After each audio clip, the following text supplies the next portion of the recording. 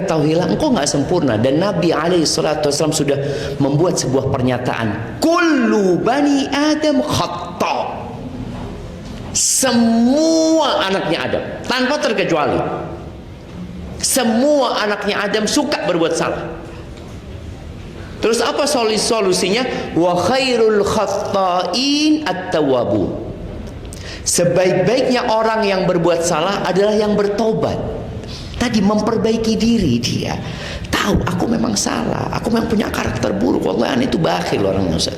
Iya, ana itu orangnya seperti ini, seperti itu. Wallahi jamaah, kalau kita nggak ada yang menegur, bahaya. Allah Azza wa Jalla mengatakan, wa man yuqa syuhha nafsihi fa ulaika humul muflihun. Barang siapa yang dijaga dari kekikiran dirinya. Kita punya sifat bakhil jadi. Nggak mau dikasih nasihat, nggak mau dikasih masukan. Kita merasa sudah kena berkaitan dengan harta juga. Kita nggak ingin ada orang lain yang dapat harta kita umpamanya, dapat bagian kita. Kita nggak ingin hak kita diberikan kepada orang lain. Itu manusia. Tapi yang dijaga di kekikiran dirinya, dia adalah orang-orang yang sukses. Terus bagaimana dengan rumah tangga ini? Bagaimana tatkala kita tahu kita tidak sempurna, kita tahu pasangan kita tidak sempurna, kita juga nggak sempurna. Ana dulu punya istilah, engkau bukan bidadari, engkau bukan malaikat, dan istrimu bukan bidadari gitu loh, nggak ada. Jadi kita semua sama-sama punya kekurangan. Jadi yang paling harus dilakukan adalah memaklumi kekurangannya, memaklumi. Jadi kadangkala ada istri yang 17 tahun belum memaklumi kekurangan suaminya. Ana pernah telepon dengan orang dari Madura, dia ngomong, Ustaz, Ana sudah 17 tahun berumah tangga, Ustaz, Ana sudah nggak kuat, Ustaz, kata dia. Kenapa? Suami Ana temperamental, suka marah, ini itu. Ana ngomong, anti 17 tahun hidup sama dia, kuat gitu. Terus kenapa sekarang nggak kuat? Apa masalahnya? No? Boleh jadi umur nanti tinggal 1 tahun, tinggal 2 tahun. Kenapa harus dikorbankan? Maklumi itu memang kekurangan dia. Bagaimana istri berusaha memperbaiki kekurangan suaminya. Kalau suaminya tadi temperamental, suka marah, lakukan hal yang membuat suami itu tidak marah. Nabi SAW, subhanallah ya, beliau ketika menyampaikan khairun nisa, wanita yang terbaik itu adalah al-wadud, al-walud, al-muwatiyatu li zawjiha, wal muwasiyatu idza taqinallah. Perempuan yang terbaik itu adalah yang penyayang, ada cinta dan kasih sayang.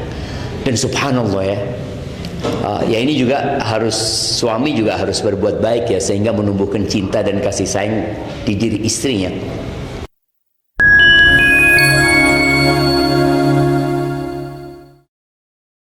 Assalamualaikum warahmatullahi wabarakatuh. Alhamdulillah alladzi bi ni'matihi tatimmu shalihat. Segala puji bagi Allah Jalla Jalaluh yang karena nikmatnya kebaikan-kebaikan menjadi sempurna. Ini sebuah pujian yang Nabi SAW ungkapkan tatkala beliau mendapatkan nikmat dari Allah Azza wa Jalla. Dan sejatinya kita tidak pernah hidup tanpa nikmat Allah. Kita bisa sampai ke tempat ini, kita bisa duduk mendengarkan kajian, mau gitu ya. Kemauan itu pun dari Allah yang menggerakkan hati kita. Makanya bagi Allah segala pujian dan sanjungan atas segala nikmat yang diberikan kepada kita. Karena kalau bicara nikmat yang Allah berikan, sebagian kita mungkin berpandangan nikmat itu hanya harta yang diberikan padanya. Padahal nikmat yang paling agung adalah nikmat hidayah dan petunjuk dari Allah Subhanahu wa taala. Tidak semua orang itu bisa datang ke kajian. Ya, ana dulu berpikir bahwa orang-orang ketika sukses secara dunia, insya Allah dia akan sering mendatangi kajian. Karena dia sudah fokus cari akhirat, dunianya udah dapat gitu. Tapi ternyata memang Nabi SAW menyebutkan karakter manusia. Karakter manusia berarti karakter kita bersama ya. Kita nggak perlu nunjuk siapa, karena kadang-kala kalau sudah bicara tentang karakter negatif, kita berpikir, oh ini kayaknya fulan gitu, seperti itu. Padahal enggak, ini kita semuanya. Lau utiya ibnu Adam wadin min dhahab. Manusia itu kalau dikasih satu lembah ya. Satu lembah itu kebaik, kalau sekarang mungkin stadion Jember lah. Itu full penuh emas lantakan. Kira-kira cukup nggak manusia? Antum lah merasa cukup loh, saat anak mau fokus ibadah. Tapi kayaknya enggak. Kata Nabi SAW, dia ingin dua. Dikasih satu lembah isi emas, dia ingin dua. Dikasih dua, ingin tiga. Dan tidak ada yang membuat puas manusia itu kecuali tanah, bukan emas gitu. Kalau dikasih tanah, mulutnya baru puas dia. Ketika dia mati, baru dia sudah tidak ada keinginan lagi ya. Kemudian Rasul sallallahu alaihi wasallam menyebutkan bagaimana yashibu ibnu Adam. Manusia itu menjadi tua.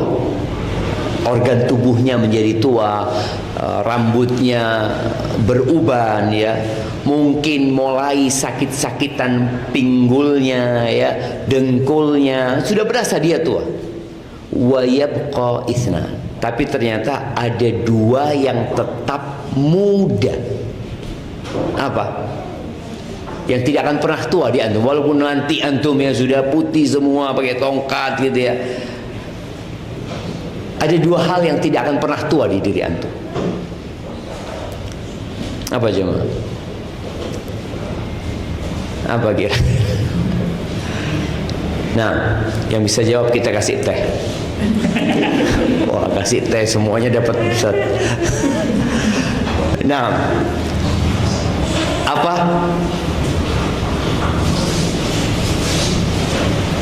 Masya, ini pembawa acaranya kok telat ini.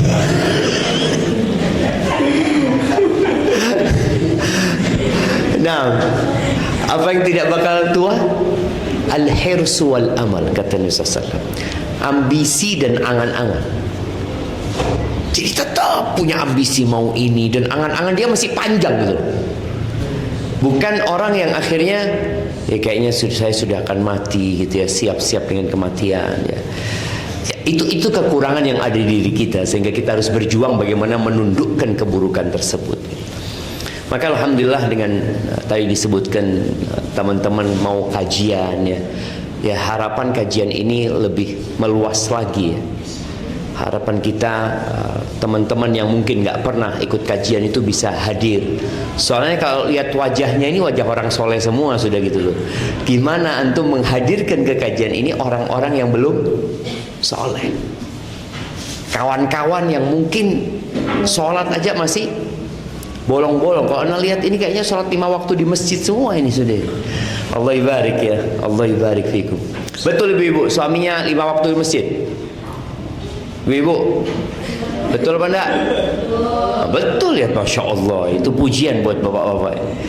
Allahumma salli wa sallim ala abdika wa rasulika Sayyidina wa maulana Muhammadin wa ala alihi wa ashabihi ajma'in, amma ba'd. Apa tema kita sore ini? Apa jemaah? Bapak-bapak yang tanya ini. Anak takut bapak-bapak ini nggak tahu, yang penting datang aja sudah gitu kan. Aku tidak sempurna. Aku tidak sempurna. Baik, mic itu anak minta digilir. Antum pegang yang pertama. Nah, aku tidak, apa yang nggak sempurna dari diri antum? Apa sifat buruk antum mungkin? Sifat manusia, ini sifat manusia boleh jadi antum merasakan itu kok ada di diri anak gitu. Apa kira-kira? Atau antum merasa sempurna sehingga bingung ya apa kekurangan anak gitu ya?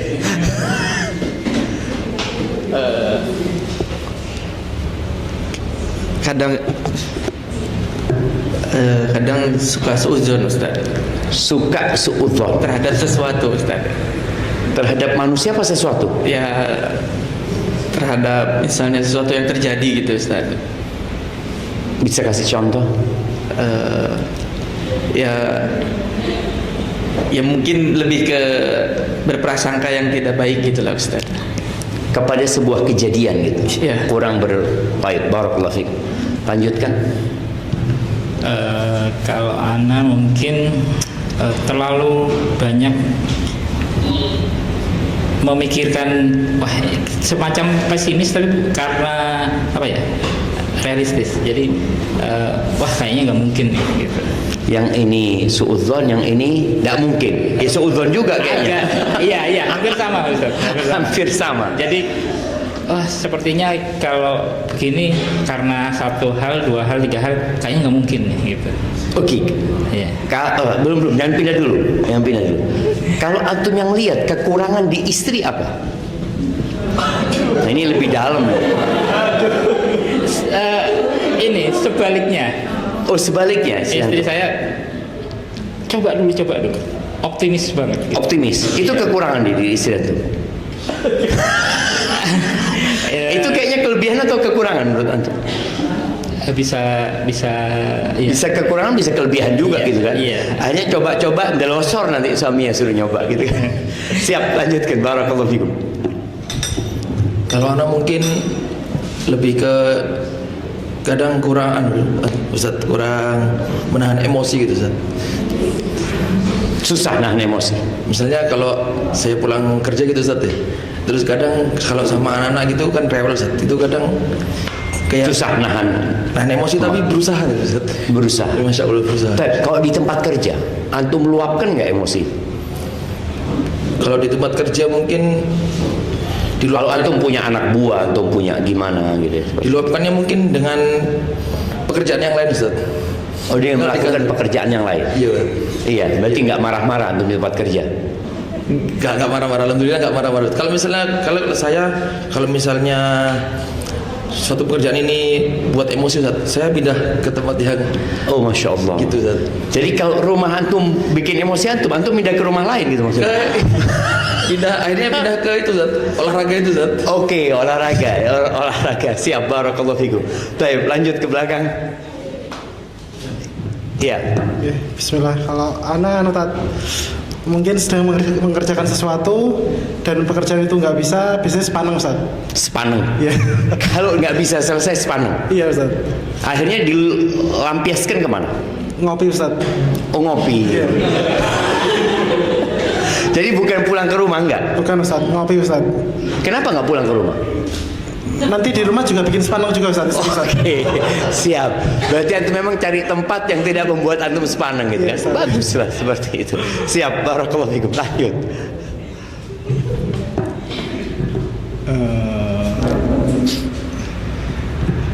Kalau yang saya rasakan akhir-akhir ini itu di kurang percaya diri Ustaz di pekerjaan. Ya. Gimana? Kurang percaya diri di pekerjaan. Kurang percaya diri. Iya. Kurang percaya diri. Apa penyebabnya? Ya Istri tidak mendukung? bukan. Mungkin karena melihat persaingan semakin Ketat. akhirnya ya ketat. Terus saya sudah pemain lama gitu. Nah, Yang munculnya yang baru-baru. betul. Itu ngerasa kurang percaya diri.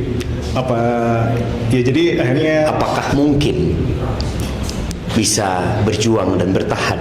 iya, akhirnya kayak down gitu, secara mental ini. Insyaallah. Allah barik fikum. Siap, mudah-mudahan dikuatkan. Monggo.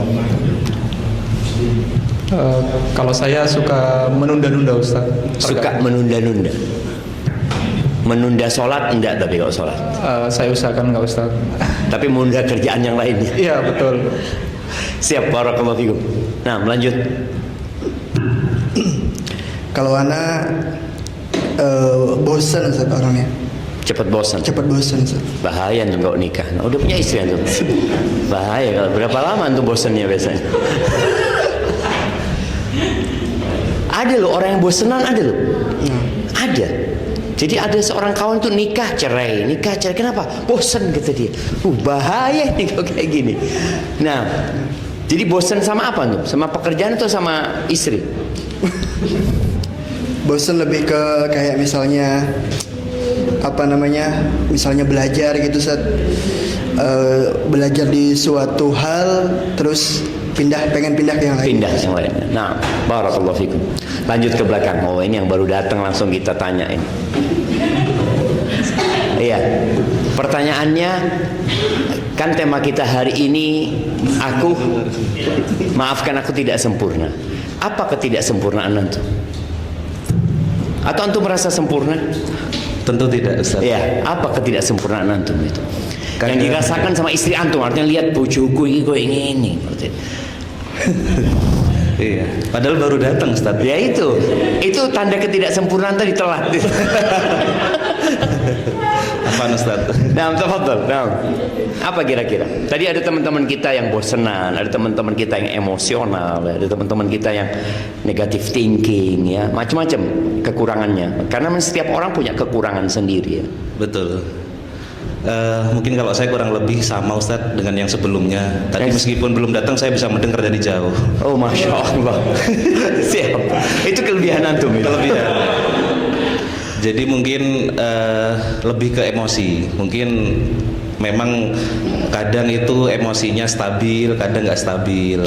Kadang sayang banget, seperti itu, Ustadz. Oke, siap. Barakallahu fikum. Nah, yang terakhir. Tadi baru diskusi sama tim Tat. Iya. Jadi dikomplain saya tidak tegaan gitu Tat. Oh, kok dikomplain nggak tegaan? Iya. Apa yang dilakukan? Ada manajemen komplain biasanya? Iya Tat. Jadi kalau ada case-case tertentu itu kadang kita memutuskan berdasarkan kasihan. Nah, Kasihan. Iya. Kalau sama istri gimana tuh? Aman Tat. Aman. Aman Tat. Karena sudah punya rasa kasihan itu kan. Tapi ana rasa cukup dari bapak-bapak. Ibu-ibu ada yang mau menyampaikan kekurangan suaminya, bukan kekurangan dirinya? Mau menambahkan? Kayaknya enggak, mereka sudah nerima kekurangan antum semua. Taib, jemaah rahimakumullah. Oh, iya. Sifat dasar manusia itu sebenarnya baik. Karena dia tercipta dari tanah dan mudah untuk dibentuk karakternya. Artinya bisa dirubah. Berbeda dengan jin. Jin itu tercipta dari api. Dan api nggak bisa dibentuk gitu. Kalau kita lihat kebakaran, maka dia akan melahap apa saja. Padahal manusia sudah berusaha untuk mematikannya, tapi dia tetap menyala. Sedangkan manusia dia tercipta dari tanah, dan tanah itu mudah mau dibikin apa saja, ya. Kalau kita lihat mungkin yang di dinding itu dari tanah, piring-piring itu, bukan? Iya. Keramik itu dari tanah, dan kita bisa melihat ada keramik-keramik yang indah bahkan mahal tercipta dari tanah dia gitu. Dan subhanallah, Allah Azza wa Jalla menurunkan kitabnya, mengutus rasulnya agar manusia menjadi baik. Soalnya karena dia mudah dibentuk, dia bisa terbentuk menjadi yang buruk dan bisa menjadi yang baik. Makanya ketika Allah Azza wa Jalla melaknat iblis, Allah ngasih tahu Adam alaihissalam, inna hadza aduun laka, ini musuhmu, dan musuh bukan anak keturunanmu, katanya. Maka dia berusaha untuk menjadikan manusia bersikap buruk, dan manusia bisa punya potensi untuk jadi buruk. Allah Azza wa Jalla menyebutkan, ya, di antara sifat buruk manusia ini, wa khuliqal insanu halu'a, innal insana khuliqa halu'a, idza massahu syarru jazu'a, wa idza massahu khairu manu'a. Ini sifat buruk kita yang mungkin kita nggak nyadarin, tapi Allah nyebutin. Sesungguhnya manusia diciptakan penuh dengan keluh kesah. Mungkin kita bisa merasakan kurang syukurnya kita. Yang ada mengeluh, ya, ada masalah ini, terus mengeluh. Antum merasakan istri antum mengeluh sama antum? Bapak-bapak langsung gini semua. Iya, betul kayak gitu. Ibu-ibu suaminya suka mengeluh? Enggak. Iya, padahal dia ngeluhnya di tempat kopi tadi. Dia sebenarnya mengeluh gitu loh, tapi di tempat yang berbeda. Cuma karena istrinya nggak punya tempat mengeluh, jadi ngeluhnya sama sama suami gitu loh. Tapi sama, manusia itu suka berkeluh kesah. Kalau ditimpa keburukan, ya dia akhirnya nggak nerima, tidak bersabar. Kok tadi disebutkan jadi marah, jadi emosi, ya dia nggak sabar menerima kondisi yang ada. Kalau dikasih nikmat, bakhil. Dikasih nikmat, manusia itu manual, sulit untuk mengeluarkan uangnya. Mungkin sebagian kita merasa enggak sih Ustaz, anak kayaknya enggak kayak gitu. Ya mudah-mudahan ya. Tapi kalau antum mungkin melakukan evaluasi yang lebih mendalam,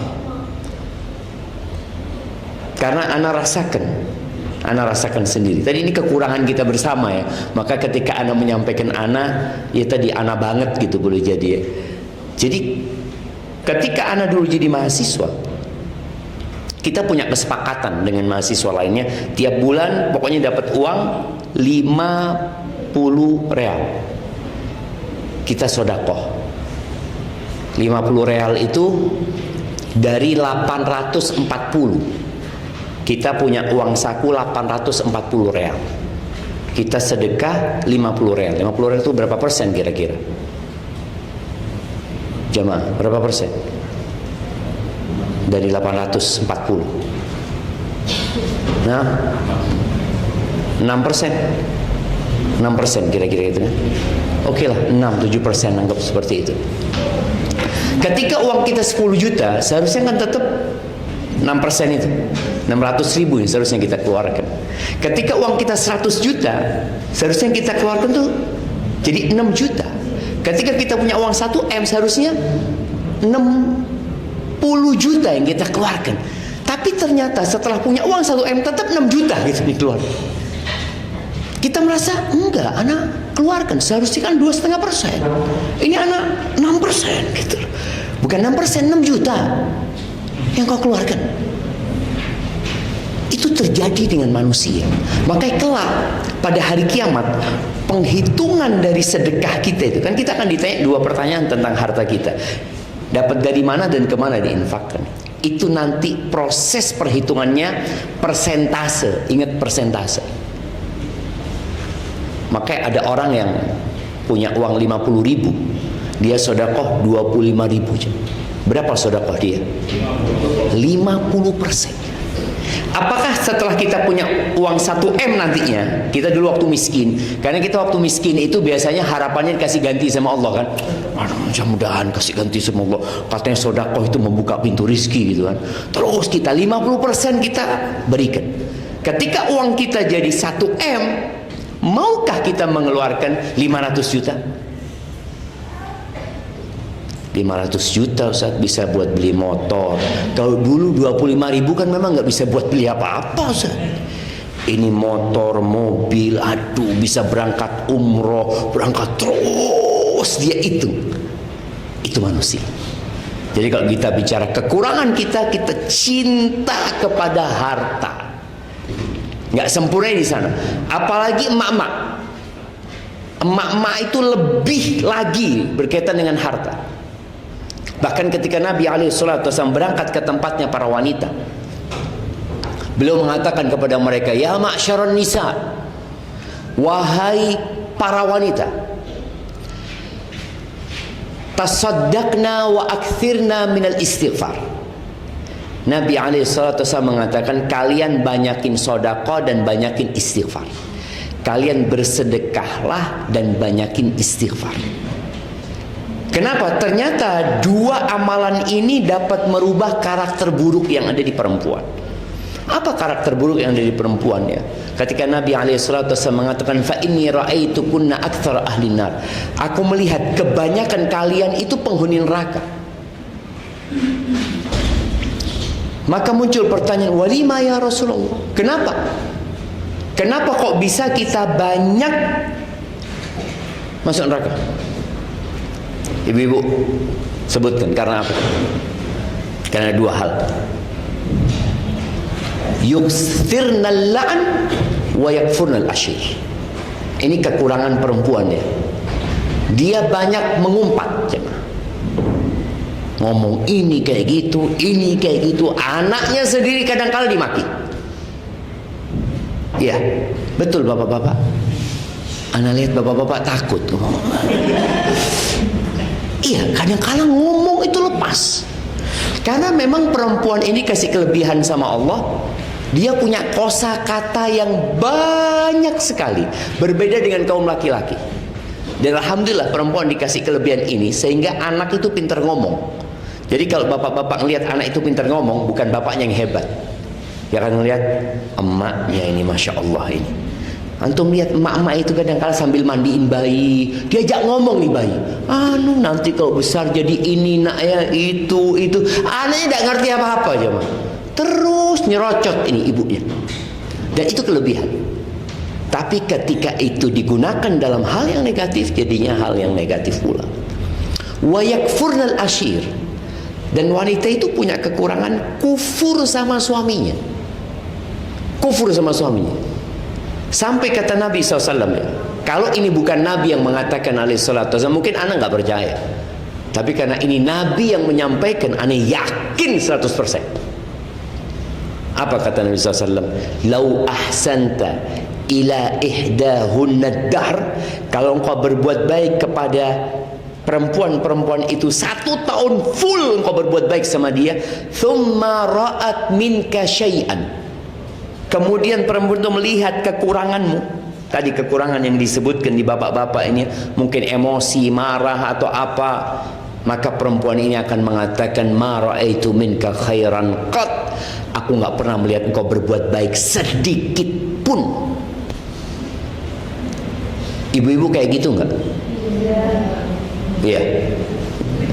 Tuh bapaknya mesem-mesem.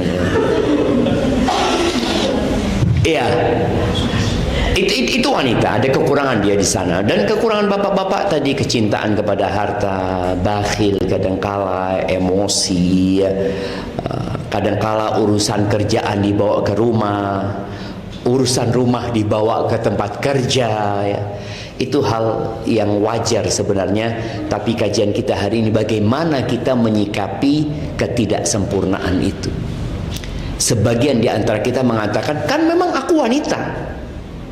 Dia untuk melegitimasi kekurangannya, maka aku nih perempuan memang kayak gini aku. Yang laki-laki mengatakan, kan aku laki-laki memang. Aku kayak gini, bapakku kayak gini, mbahku kayak gini, buyutku kayak gini. Dia ingin mengatakan aku ini temperamental tuh dari keturunanku terus gitu. Dan aku kayaknya nggak bisa berubah gitu. Kadang-kadang seperti itu, enggak. Nabi alaihissalatu wassalam mengatakan, innama bu'ithtu liutammima makarimal akhlak. Aku diutus untuk menyempurnakan akhlak-akhlak yang mulia. Artinya manusia bisa berubah. Jadi nggak ada lagi ceritanya orang ya memang aku kayak gini, enggak. Aku berusaha untuk menjadi lebih baik. Dan ada 4 cara mengetahui kekurangan diri kita. Ada 4 langkah ya, supaya proses mengevaluasi diri itu menjadi sempurna, yang nantinya kita akan berusaha untuk melakukan perbaikan terhadap diri kita. Dan ya nanti suami istri, kalau kita bicara bagaimana menyikapi kekurangan, ya dengan memaafkan, dengan menerima. Cuma bagaimana sekarang kita mengetahui dulu kekurangan diri kita. Yang tadi disebutkan sama bapak-bapak ini hanya kalau bicara gunung es, itu hanya ujungnya, hanya ujungnya. Ke dalam itu masih banyak karakter buruk kita yang harus diperbaiki. Cara yang pertama, sebagaimana disebutkan oleh Ibnu Qudamah ya, dalam kitabnya Mukhtasar Minhajil Qasidin. Cara yang pertama itu memang duduk sama seorang yang berilmu, yang mengetahui tentang penyakit-penyakit hati.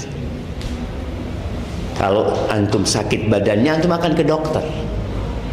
Antum akan mengatakan ke dokter, dok, anak ini sakit, dok.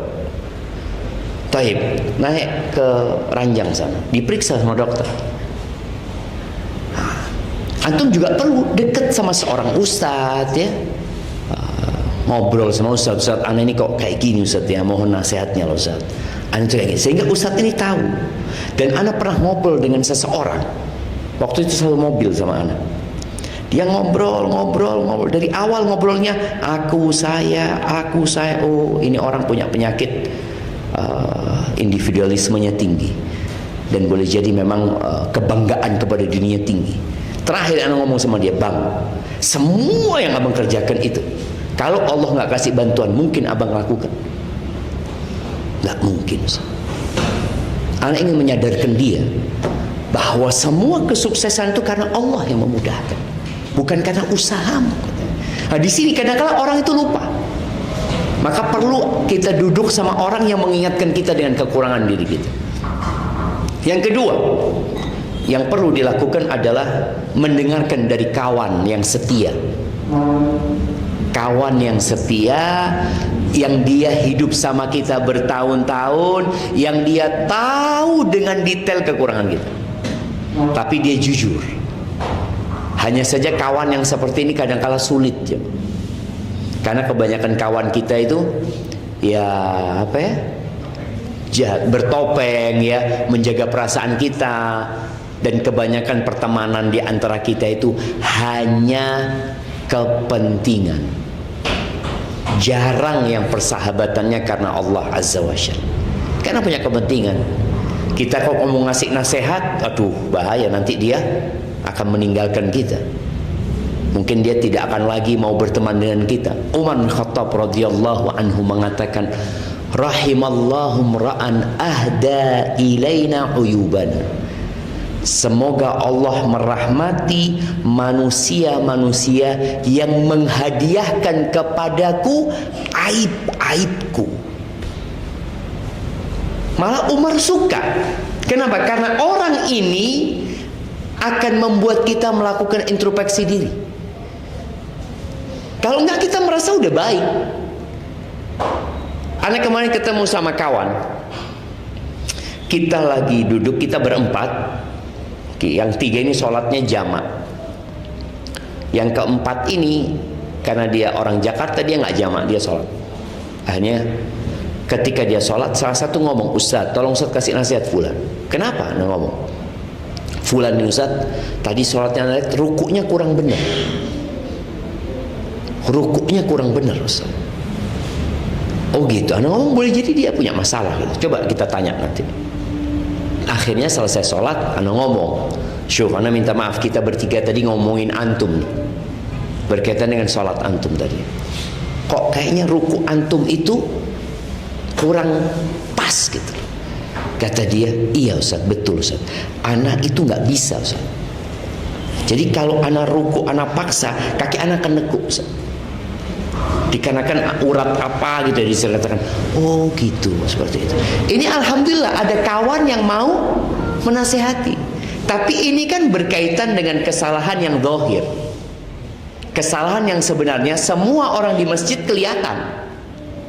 Tapi ada kesalahan berkaitan dengan karakter kita, dengan hati kita. Itu kawan dekat biasanya tahu. Dari obrolannya, dari omongannya, ini orang pendendam. Kita kadang nggak tahu kawan kita ini pendendam banget Ustaz. Ini wallahi Ustaz hasudnya tinggi. Dan ini kalau sudah nggak suka sama orang, Allah jangan ditanya Ustaz. Jelek sekali. Ada orang yang kadang-kadang kalau ngomong itu nyakitin hati tapi dia nggak sadar. Nggak sadar. Yang tahu temennya. Anak ingat ada istri anak di sini. Suatu hari istri anak itu datang ke rumah, Bang, kenapa Fulana berubah? Kenapa Fulana kok berubah sama anak? Anak ngomong, mungkin kau punya salah. Enggak, kata dia. Enggak, kau punya salah pasti. Coba engkau balik lagi. Akhirnya balik lagi. Ngomong, anak minta maaf. Baru dijelaskan. Ternyata ada omongan yang menyakitkan hati, tapi kita nggak sadar. Buat kita biasa aja gitu. Tapi buat orang lain nyakitkan itu jemaah. Nah, ini biasanya kawan-kawan dekat itu tahu. Fulan ini kalau ngomong zat nyakitkan hati, tapi dia biasa aja gitu. Berarti tadi cara kedua adalah dengan kawan. Tapi ternyata kawan yang setia dan jujur ini, Imam Syafi'i pernah menyebutkan ada 3 hal yang mustahil katanya. Yang pertama dia sebutkan Al-Anqa, ada burung besar sekali yang diceritakan, mungkin kepalanya singa atau apa ya. Itu cerita hayalan.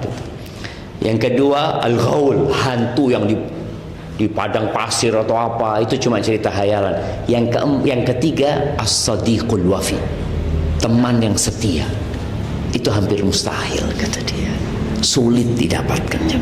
Baik, kalau nggak punya Ustaz, Anda nggak punya kawan yang menasehati Anda tidak punya kawan yang dia tahu dengan masalah ini, maka yang ketiga adalah musuh. Jemaah, antum punya musuh nggak?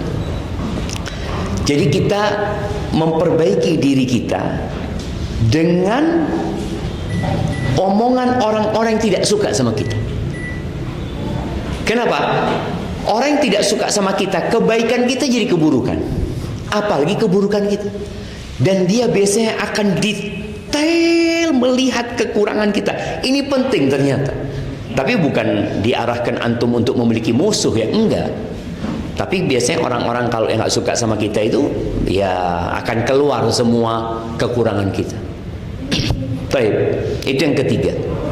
Yang keempat, yang perlu dilakukan adalah bergaul dengan masyarakat, sehingga kita tahu apa sih yang disukai sama mereka, apa sih yang tidak disukai sama mereka. Soalnya kadangkala kita ini seperti istilah orang turun gunung, itu merasa paling baik sudah. Ketika kau bergaul dengan manusia, kau akan tahu, oh ternyata manusia itu suka dengan seperti ini. Contoh ya, ketika kita bergaul sama manusia, makan bareng, tuan rumah itu nggak boleh berhenti duluan. Tuan rumah itu di masyarakat, kalau tuan rumah itu cuci tangan, akhirnya tamunya cuci tangan gitu loh. Ya apa ya, cuci tangan sudah dia. Kemudian kita bergaul dengan masyarakat yang muda, ketika makan bersama itu nggak boleh berhenti duluan, sampai pamit sama yang tua. Soalnya kalau yang muda berhenti, yang tua masih lanjut makan, itu akan dilihat, iki apa wis tuwek sik mangan tok, malu dia akhirnya gitu. Ini kadang-kadang nggak ditemukan di bangku sekolahan. Tapi ketika kita bermasyarakat, kita jadi tahu, oh kayak gitu ya. Masyarakat nggak suka ternyata. Sehingga kita tahu dengan kekurangan-kekurangan kita. Jadi mohon ini para suami, para istri, dan sebenarnya yang paling tahu dengan kekurangan suami siapa? Istrinya. Dan yang paling tahu dengan kekurangan istri siapa? Suaminya atau pembantunya di rumah. Iya, pembantu itu tahu banget sama majikannya, tahu. Makanya sekali-kali ibu-ibu itu tanya sama pembantunya. Tanya pembantunya, menurut kamu apa sih kekurangan aku? Ya kalau sudah dekat sama pembantu mungkin dia akan nyampaikan.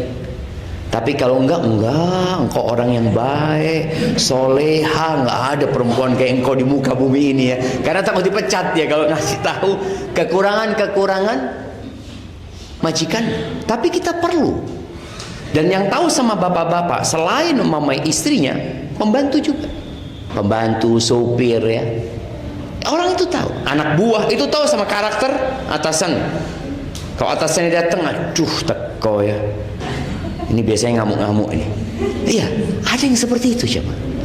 Maka semua itu adalah sarana sebenarnya bagaimana kita memperbaiki diri kita. Karena ketahuilah engkau nggak sempurna, dan Nabi SAW sudah membuat sebuah pernyataan, kullu bani Adam khata. Semua anaknya Adam tanpa terkecuali, semua anaknya Adam suka berbuat salah. Terus apa solusinya? Wa khairul khatta'in at-tawwabun. Sebaik-baiknya orang yang berbuat salah adalah yang bertobat. Tadi memperbaiki diri dia. Tahu aku memang salah, aku memang punya karakter buruk. Wallahi ana itu bakhil orangnya Ustaz. Iya. Ana itu orangnya seperti ini, seperti itu. Wallahi jamaah, kalau kita nggak ada yang menegur, bahaya. Allah Azza wa Jalla mengatakan, "Wa man yuqa syuhha nafsihi fa ulaika humul muflihun." Barang siapa yang dijaga dari kekikiran dirinya. Kita punya sifat bakhil tadi. Nggak mau dikasih nasihat, nggak mau dikasih masukan. Kita merasa sudah kena berkaitan dengan harta juga. Kita nggak ingin ada orang lain yang dapat harta kita umpamanya, dapat bagian kita. Kita nggak ingin hak kita diberikan kepada orang lain. Itu manusia. Tapi yang dijaga di kekikiran dirinya, dia adalah orang-orang yang sukses. Ada sebuah kejadian, Talha bin Ubaidillah. Ini cerita tentang istri yang solehah. Talha bin Ubaidillah ini suatu hari dia keluar masuk rumahnya. Udah malam nih. Dia nggak bisa tidur. Ditanya sama istrinya, "Bang, kenapa engkau, Bang?" "Aku baru dulu dapat fulus," kata dia. "Dapat fulus?" kata dia. "Iya. 400.000 dirham. 400.000 dirham, jemaah. Dia punya aset di Yaman atau di mana dijual. Jadi cash, dia punya uang cash. Beda orang punya tanah sama punya uang cash. Antum kalau punya tanah ya biasa, punya aset biasa. Tapi kalau pegang duit besar itu kadang-kala bingung mau dibuat apa, ya mau beli apa, mau ini itu, malah jadi bingung. Ketika nggak punya duit bingung, banyak duit lebih bingung lagi kadang-kadang. Akhirnya 400.000 dirham itu, supaya antum tahu berapa nominalnya kalau sekarang ini, itu sama dengan 40.000 dinar. 40.000 dinar.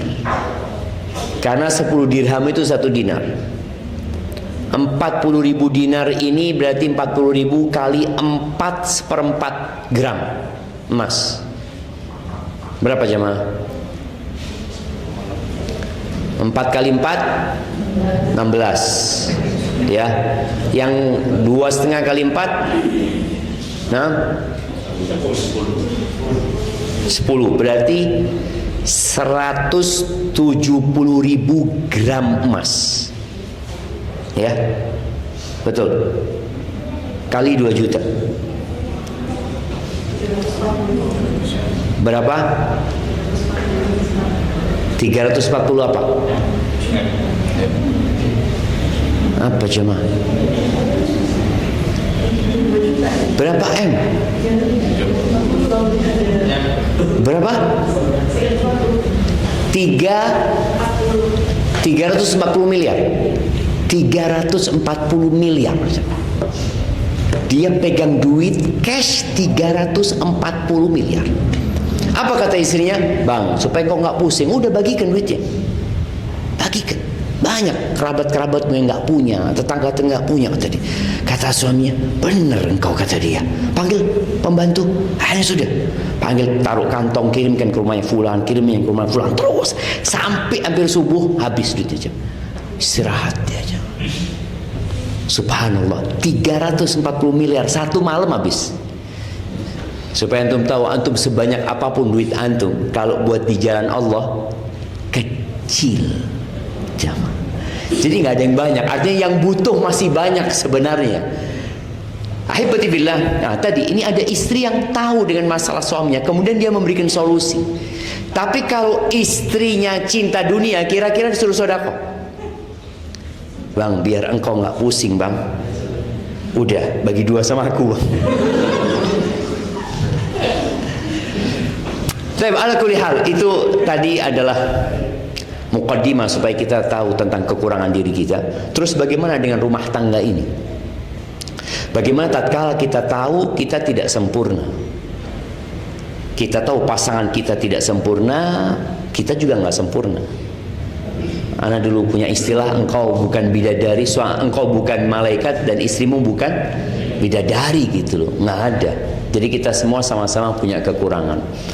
Jadi yang paling harus dilakukan adalah memaklumi kekurangannya. Memaklumi. Jadi kadangkala ada istri yang 17 tahun belum memaklumi kekurangan suaminya. Ana pernah telepon dengan orang dari Madura, dia ngomong, "Ustaz, ana sudah 17 tahun berumah tangga, Ustaz. Ana sudah nggak kuat, Ustaz," kata dia. "Kenapa? Suami ana temperamental, suka marah, ini itu." Ana ngomong, "Anti 17 tahun hidup sama dia, kuat gitu."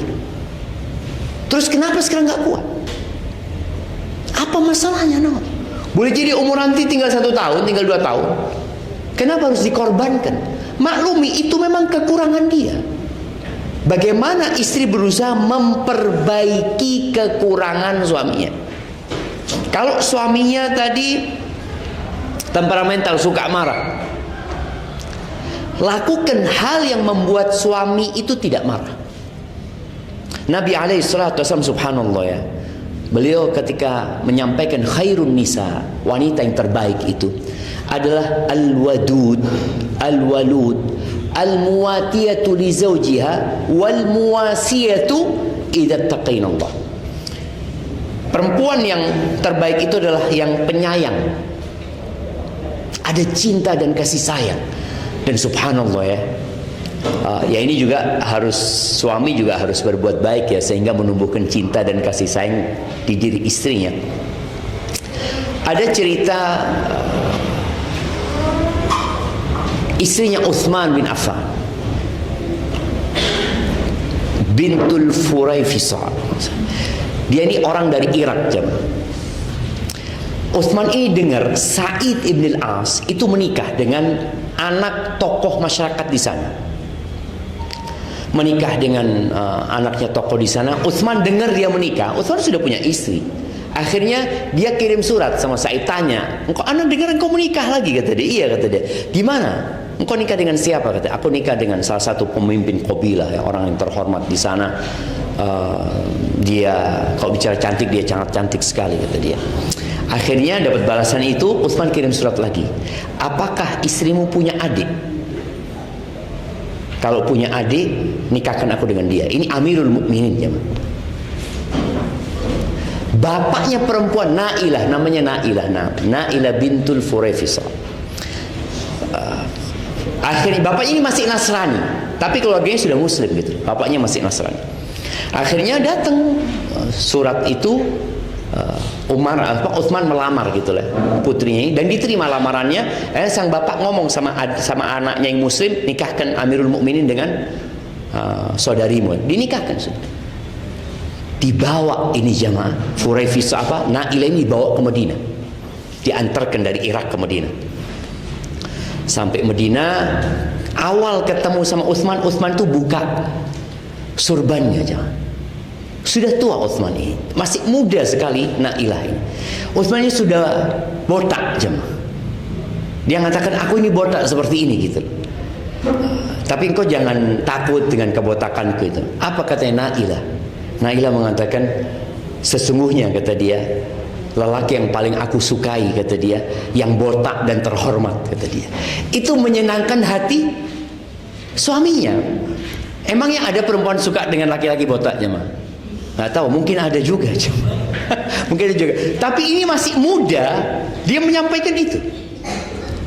Dan subhanallah ya, bagaimana dia Utsman menumbuhkan cinta yang sudah tua dia kepada diri istrinya. Bahkan dialah yang menyelamatkan Utsman ketika dibunuh ya, itu di rumahnya Nailah, sehingga jari-jarinya terluka, jarinya Nailah ini. Setelah meninggal Utsman bin Affan, Nailah ini dilamar jemaah sama Muawiyah ibn Abi Sufyan, dan dia menolak lamaran itu. Suatu hari diriwayatkan itu dia bercermin, dia tersenyum, "Oh, kayaknya gigiku ini yang membuat aku cantik," kata dia. Dia ambil ulek-ulek jemaah, dipukulkan ke giginya. Nggak ada orang yang boleh melihat kecantikanku selain Utsman bin Affan, kata dia. Dia sampai ngomong seperti itu dari cintanya sama Utsman. Kemudian dia ngomong di diri, "Aku takut setelah berhari-hari nanti aku lupa sama Utsman, sehingga kalau dilamar orang jadi mau gitu seperti itu." Enggak, dia tetap menumbuhkan cintanya. Nah ini perempuan al-wadud yang berusaha untuk menumbuhkan cintanya kepada suaminya. Mungkin dia tidak terlalu cinta sama suaminya, tapi ya udahlah. Termasuk kebohongan yang dibolehkan, kebohongan dalam rumah tangga gitu loh. Mamanya istri ditanya sama suaminya, "Yang kau masih sayang sama aku?" Waduh, kalau tanya sayangku, engkau ambil pisau sana, belah dadaku. ada namamu di sini, cuma sudah mulai pudar. Ada namanya tapi sudah mulai pudar. Enggak, tuh apa ya? Ungkapkan hal itu, ungkapkan dengan lisan ya, dengan perbuatan tentunya ya. Itu perempuan yang penyayang ya. Yang kedua adalah al-walud, yang suka punya anak. Karena kadangkala bapak-bapak, antum punya anak berapa? Dua. Tapi perencana berapa? Kok dua? Gimana sih? Nabi alaihissalatu nyuruh banyak anak, antum cuma dua. Tapi kalau fulus, antum mau fulus berapa? Sebanyak-banyaknya gitu kan. Buat apa kalau anaknya dua punya fulus sebanyak-banyak? Paling enggak 6 lah antum. Bismillah ya. Ya, cuma masalahnya istri Zat ruwet diajak punya anak lagi Zat. Anu, iki aku sing meteng, awakmu sing enak-enakan. Jadi kadang padahal ciri wanita yang baik itu yang suka punya anak. Suaminya ngomong, "Dik, nambah anak ya," kata sang istri, "Berapapun yang kau mau, Bang. Selama Allah kasih, bismillah." Gitu. Loh iya. Tapi kalau suaminya sendiri sudah ngomong, "Enggak wis, loro wae, ruwet ngurusi anak." Enggak, maka usahakan tadi. Karena ini ciri wanita yang soleh, suka punya anak. Memang dia capek, lelah, tapi ingat semua kelelahan itu ada perhitungannya. Jangan dianggap ada yang gratis, nggak ada yang gratis. Allah akan hitung kecapean dia, kelelahan dia, keletihan dia, bahkan bagaimana ketika dia melahirkan antara hidup dan mati, itu ada perhitungannya di sisi Allah Azza wa Jalla. Yang ketiga, wanita yang baik ini al-muwasiyah li zawjiha. Al-muwatiyah yang pertama. Dia suka mencocokkan diri sama suaminya. Artinya kadang-kadang suaminya maunya ini, bismillah bang, nggak apa-apa lah itu kayaknya bagus. Nggak suka menentang. Kan ada perempuan-perempuan yang contohnya dia izin mau keluar rumah, "Bang, aku keluar bang ya." Kata suaminya, "Janganlah di rumah aja." "Oh jangan bang, ini itu ruwet dia." Ruwet, terakhir suaminya ngomong, "Iya dah, tafadhol gitu bang." Engkau ridho bang, tapi bang, ini padahal dipaksa untuk ridho gitu loh. Wis dikatakan dari awal, tapi ada perempuan yang enggak, suaminya ngomong enggak, ya sudah enggak gitu kan. Maunya suami apa, dia berusaha untuk menyesuaikan gitu. Ada perempuan-perempuan yang itu perempuan yang baik. Yang ketiga al-muwasiyah, perempuan yang suka menghibur suaminya. Kalau antum lihat bagaimana Nabi SAW kenapa tidak melupakan Khadijah. Khadijah punya semuanya itu jemaah. Khadijah punya semuanya. Dia wanita yang penyayang sama Nabi SAW ya. Bagaimana sayangnya sama Nabi. Yang kedua, bagaimana dia memberikan anak kepada Nabi SAW ya. Kemudian yang ketiga, padahal sudah tua ya. Kalau kita bicara Khadijah itu umur 40 tahun ketika menikah sama Nabi SAW, pendapat yang masyhur. Dia punya anak berapa dari Nabi SAW setelah umur 40 tahun. Kemudian yang ketiga, bagaimana dia, apalah maunya Nabi SAW. Nabi SAW mau ke Gua Hira, akhirnya dia ditinggal, dia bikin makanan, ini dilakukan sama Khadijah. Pokoknya apa yang menyenangkan hati suaminya. Yang keempat, dia yang suka menghibur Nabi SAW. Ketika meninggal Khadijah, subhanallah, itu Nabi SAW benar-benar terpukul jemaah. Karena ketika beliau dicela, dimaki oleh orang-orang, masuk rumah nggak ada yang menghiburnya lagi, nggak ada lagi, sudah masuk rumah yang ada anak-anaknya. Maka anak-anaknya harus dikuatkan sama bapaknya. Kalau waktu itu Khadijah yang menguatkan Nabi SAW apabila mereka bertakwa kepada Allah Subhanahu Wa Taala. Maka ini hal yang penting tadi. Kita kok bisa ke sini pembahasannya jemaah? Apa tadi? Nah, iya, kita bicara tadi kekurangan wanita ya. Kekurangan wanita yang mungkin tadi dia harus memperbaikinya ya. Artinya perempuan tadi berusaha untuk memperbaiki suaminya. Jadi ketika dia melihat suaminya punya karakter yang buruk, ya bismillah. Bagaimana setelah dia bertahun-tahun hidup itu dan dia tahu dengan karakter buruk ini, diperbaiki. Kalau tadi suaminya suka marah gitu, bagaimana dia jadi tidak marah? Ada seorang wanita ini gara-gara nggak belajar ya. Ada orang menikah tanpa belajar. Ibunya itu curhat, Ustaz, anak punya menantu ini jahat, Ustaz, kata dia. Loh, kan gimana sih jahatnya, kata dia. Ini istrinya itu ngurusi bayi, Ustaz, ngurusin bayi pagi, dia mau kerja, nggak mau dia memahami, istrinya masih sibuk sama bayinya. Dia teriak-teriak, mana sarapannya ini tuh, akhirnya dia keluar rumah nggak izin, Ustaz. Loh, anak ngomong, yang salah putrinya ibu, anak ngomong.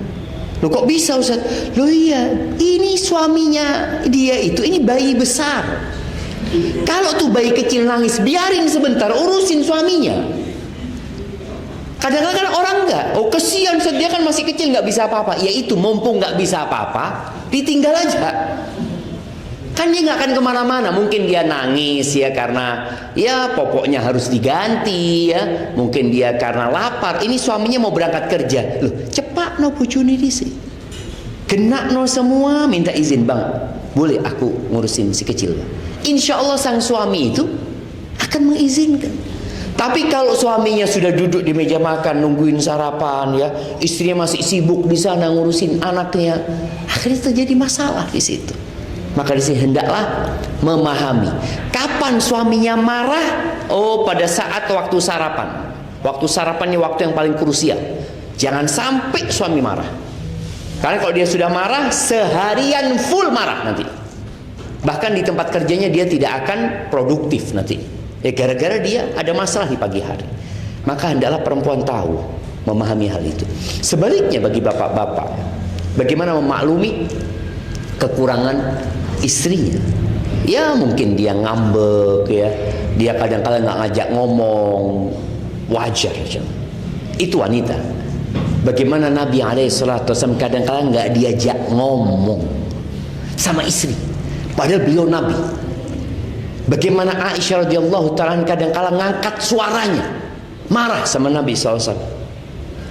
Tapi apakah Nabi SAW kemudian menceraikan Aisyah, kemudian menegur dengan keras Aisyah? Kadang-kadang enggak. Beliau mendiamkan. Jadi ada masalah yang cukup didiamkan, bukan didudukkan kasih nasihat lah. Rasul sallallahu alaihi wasallam berusaha untuk memahami istri-istrinya. Tapi kalau sudah keterlaluan, baru Nabi mengambil sikap yang tegas. Ini ada sebuah kisah nih ibu-ibu ya, supaya kita tahu ada kondisi wanita itu boleh bermanja sama suaminya atau merengek sama suaminya, tapi jangan terlalu lama. Ini kejadian Nabi SAW pulang dari safar. Salah satu istrinya, Sofia binti Huyai ini naik onta yang gak bisa kenceng. Akhirnya dia terlambat datang ke kota Madinah. Padahal malam itu malamnya Sofia. Akhirnya Nabi datang menyambut Sofia ini. Akhirnya Sofia mengatakan, ya Rasulullah, hamaltani ala ba'irin bati. Engkau tunggangkan aku, engkau naikkan aku ke onta yang lambat ini itu, sambil nangis ini. Ya, kata Nabi, minta maaf. Diusahakan dia ini nggak menangis gitu. Diusap air mata, tetap nangis menjadi-jadi. Apa kira-kira yang dilakukan oleh Nabi SAW? Ditinggal sama ditinggal. Ketika ditinggal baru dia diam. Oh, salah aku ini, kata dia. Padahal suaminya sudah menunjukkan sikap empati kepada dia ya. Bagaimana dia menyambutnya, bagaimana berusaha untuk mengusap air mata. Tapi ternyata dia tambah jadi ditinggal sama Nabi SAW. Akhirnya baru dia sadar. Maka ketika dia sadar, dia langsung ke rumahnya Aisyah radhiyallahu ta'ala anha. Dia datang ke rumahnya Aisyah. Kata Sofia, Aisyah, malam ini aku hadiahkan buat engkau, kata dia. Asalkan Nabi nggak marah sama aku, kata dia. Siap, kata Aisyah. Dapat jatah malam, seneng Aisyah. Sudah kan Nabi keliling ya. Ketika datang safar, beliau sambangi istri-istri. Ketika sampai rumahnya Aisyah, dilihat Aisyah ini bersolek, cantik sekali. Kata Nabi SAW, ini bukan malammu, kata dia. Kata Aisyah, Dzalika fadlullah yu'tihi man yasha. Itu karunia Allah yang Allah berikan kepada siapa yang Allah kehendaki. Oh, Nabi sadar. Ini berarti Sofia ini yang memberikan malam ini. Artinya ada kondisi memang perempuan telah melakukan kesalahan dan harus sadar. Makanya sebaik-baiknya wanita itu yang kalau dia disakiti sama suaminya, ya seharusnya suami minta maaf ya. Tapi kadang kalau suami nggak minta maaf, ya bagaimana perempuan ini berusaha untuk menenteramkan suasana rumah dengan cara dia datang minta maaf sama suami. Bisa ibu-ibu minta maaf sama suami? Ibu-ibu, bapak-bapak senyum-senyum aja tuh. Terakhir kita yang minta maaf. Iya. Jadi kadang-kala kita nggak tahu dengan kekurangan diri kita. Maka berusahalah tadi untuk saling memperbaiki dan memaklumi kekurangan itu. Itu mungkin yang dapat Anda sampaikan. Terakhir Anda akan ceritakan bagaimana Abu Bakar As-Siddiq radhiyallahu anhu ketika disakiti. Abu Bakar ini punya sepupu yang namanya Thumama. Astaghfirullahaladzim. Bukan Thumama. Mistoh. Namanya Mistoh. Mistoh ini selalu dikasih santunan sama Abu Bakar karena dia orang miskin, masih kerabat lagi, terus dia hidup dengan tunjangan yang diberikan oleh Abu Bakar. Pernah ada kejadian Mistoh ini ikut menyebarkan isu Aisyah berzina. Padahal dia sama Aisyah masih kerabat. Dan dia sama bapaknya Aisyah dikasih bantuan terus hidupnya dari sana. Ikut menyebarkan fitnah bahwasanya Aisyah berzina, Aisyah berzina. Sampai akhirnya Abu Bakar sakit hati. Ketika terbukti Aisyah tidak berzina, maka Abu Bakar bersumpah tidak akan memaafkan Mistoh. Nggak ada. Dia tidak akan memaafkan Mistoh dan dia tidak akan memberikan tunjangan lagi kepada Mistoh. Sakit hati. Tapi subhanallah, Allah turunkan firman-Nya di surat An-Nur ayat 22 ya. Allah mengatakan wala ya'tali ulul fadli minkum was-sa'ah. Yang maknanya jangan sampai orang yang dikasih karunia sama Allah, dikasih rezeki yang lebih itu bersumpah ya. Bersumpah ayyutu ulil qurba, untuk tidak lagi berbagi kepada kerabatnya, wal masakina wal muhajirina fi sabilillah. Tidak mau berbagi dengan orang-orang miskin, orang-orang muhajirin fi sabilillah. Apa kata Allah? Wal ya'fu wal yasfahu. Hendaklah mereka memaafkan. Memaafkan ini artinya tidak memberikan hukuman. Wal yasfahu itu tidak memberikan celaan. Kan ada orang yang tidak menghukum tapi masih ngomel aja. Ini udah, engkau maafkan sudah dianggap nggak ada kesalahan itu. Apa kata Allah? Ala tuhibbuna an yaghfirallahu lakum wallahu ghafurur rahim. Kalian mau nggak diampuni sama Allah?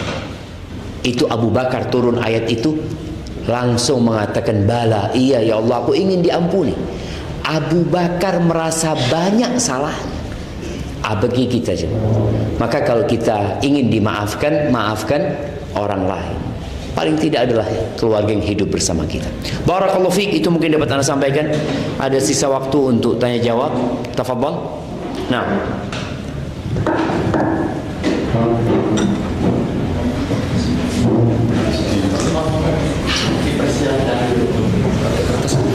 Sudah kata tadi.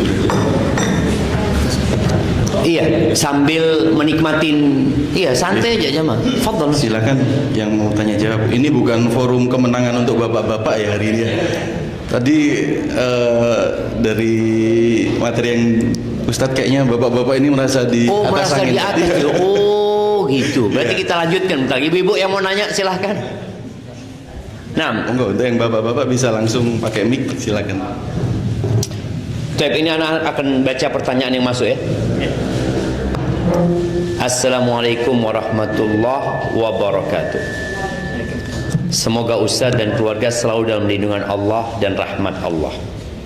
Ustaz izin bertanya. Saya sering dikritik dan dikomentari oleh ibu mertua dalam mendampingi dan melayani suami. Saya sadar banyak sekali kekurangan pada saya dan saya berusaha belajar terus. Seringnya konflik rumah tangga kami karena hal tersebut. Terkadang suami hanya diam, mungkin karena posisinya yang sulit di antara ibu dan istrinya. Tetapi saya kadang kesal karena mungkin saya tidak akan bisa memenuhi ekspektasi manusia. Mohon nasihatnya Ustaz. Jazakumullahu khairan wa barakallahu fiik. Iya. Jamaah rahimakumullah. Kita semua diuji. Karena hidup itu memang ujian. Yang ada kita hanya berpindah dari satu ruang ujian ke ruang lainnya. Dan usahakan tatkala kita pindah, kita naik kelas. Artinya kita bisa bersabar, kemudian ternyata Allah kasih ujian lagi, karena kalau ujiannya lebih berat lagi, seperti dahulu mungkin sebelum menikah ingin menikah, karena kayaknya nggak enak kalau jomblo ya ditanyain orang kapan menikah, ketika menikah naik ujian, bagaimana menghadapi manusia ya, menghadapi laki-laki yang kadang-kala egonya tinggi ya, yang kadang-kala dia kurang peduli sama istrinya. Itu terjadi dan itu ujian. Ditambah lagi kadang-kala punya mertua seperti yang disampaikan dalam pertanyaan ini. Apa sikap yang harus dilakukan? Nah, bapak-bapak kita tanya, kira-kira apa yang harus dilakukan? Nah, ibu-ibu, ada sebuah akhlak, karakter yang disebutkan tis'atu a'syari husnul khuluq. 90% letak akhlak yang mulia itu berada dalam taghaful. Taghaful itu artinya acuh tak acuh, cuek, masa bodoh. Enggak semuanya dimasukkan ke hati. Jadi mertua gini itu ya udah nggak usah dimasukkan ke hati. Jangan sampai telinga kita ini jadi corong ya, yang memasukkan segala hal-hal yang negatif ke dalam hati kita. Jangan.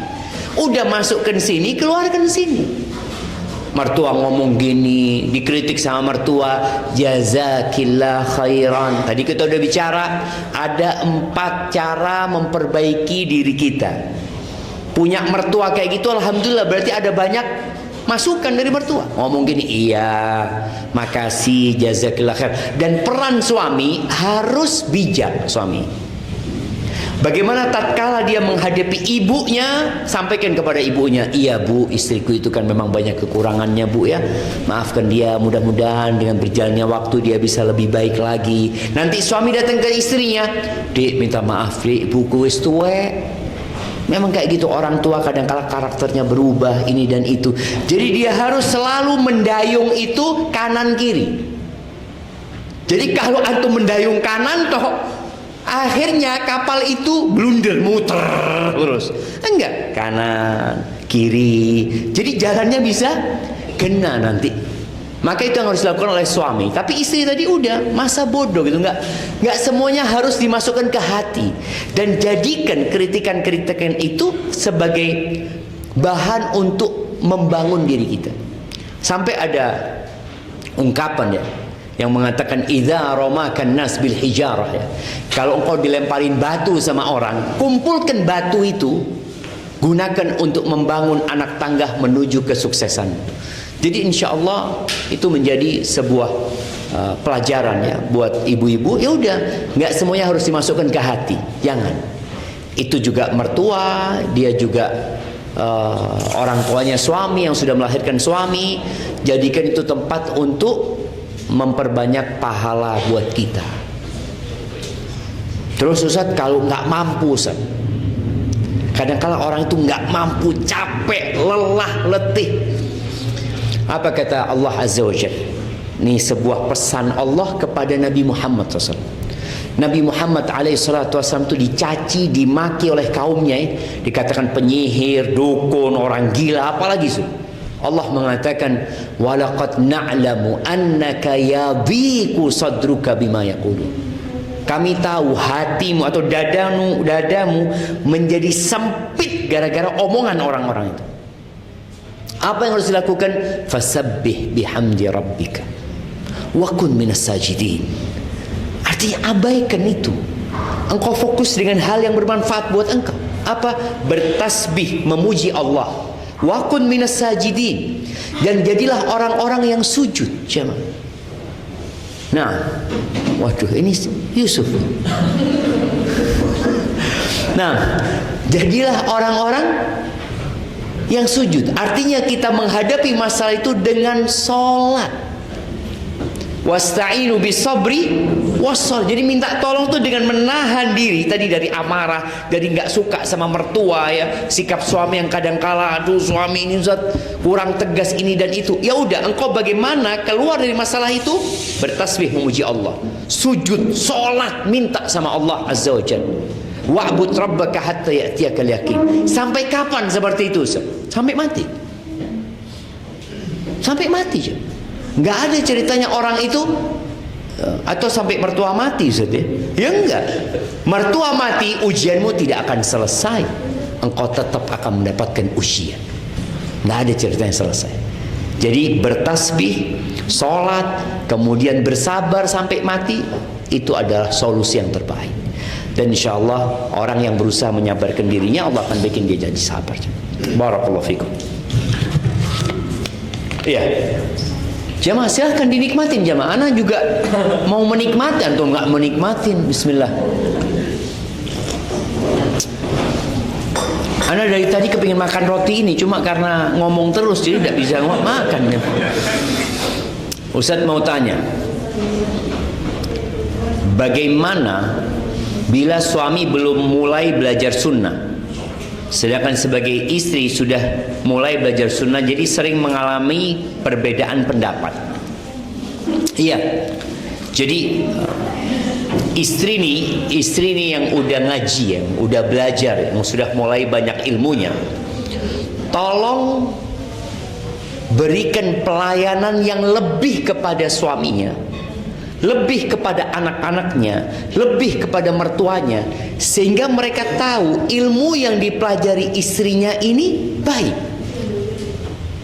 Karena ada cerita di Pekanbaru ini, ada seorang kawan, dia seorang kontraktor ya, dia bangun di Pekanbaru, dia punya partner di sana, dia ngomong, istri ana sekarang berubah, kata dia. Berubah gimana, kata dia? Istri ana ini sekarang suka nonton rojak, kemudian kerudungnya sudah mulai lebar, kata dia.